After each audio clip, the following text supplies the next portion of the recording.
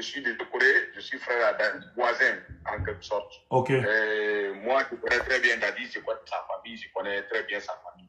Ok. Alors, comme sur votre page, il y a les gars qui ont intervenu plusieurs fois, j'ai tenu à intervenir pour que mon message puisse passer. Ouais, on t'écoute. Je vais dire à mes frères de ne pas être dans l'émotion.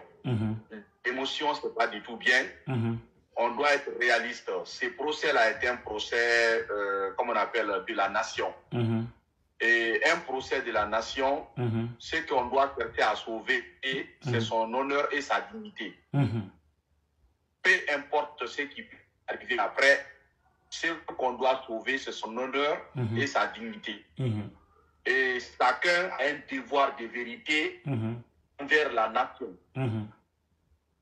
Et le grand frère Dadis n'a pas à s'inquiéter s'il va être libéré ou pas.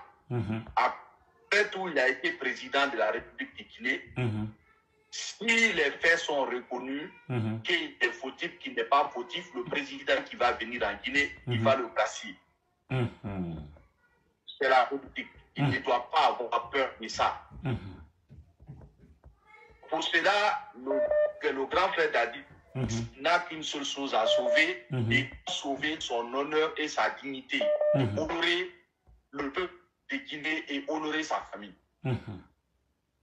Si le grand frère suit les conseils de ses avocats qui sont en train de lui conseiller actuellement, ils vont l'induire en erreur. Ces avocats, s'il suit les conseils de ses avocats, ils vont l'induire à l'erreur. À erreur. Tu peux nous expliquer? Induire en erreur. Si les gens qui Dadis continuent de suivre les conseils de ses avocats, ils vont l'induire en erreur. Et ils sont en train déjà de l'induire en erreur. Donne-nous quelques détails. Bon, très simple.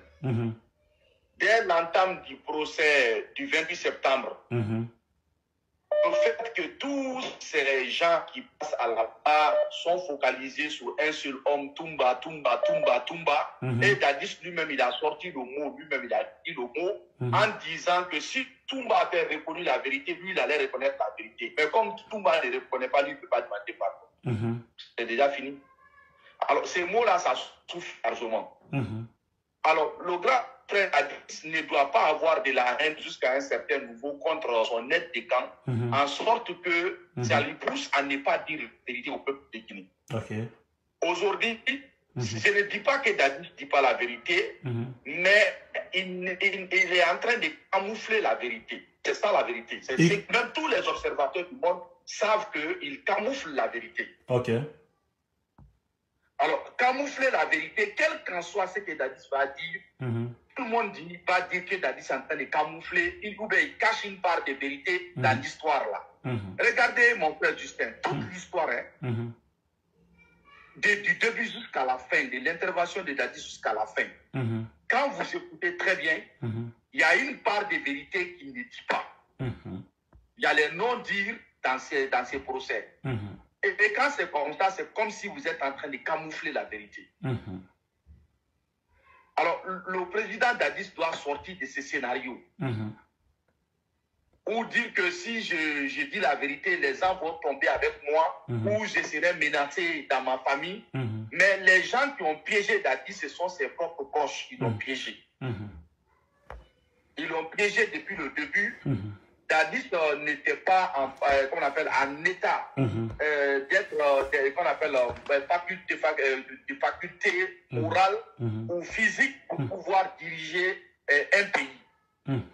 Seulement Dieu lui a donné la chance, lui-même il le reconnaît, Dieu lui a donné la chance d'être devant les gens. Mais le jeu qui s'est passé en Guinée, ça le dépasse.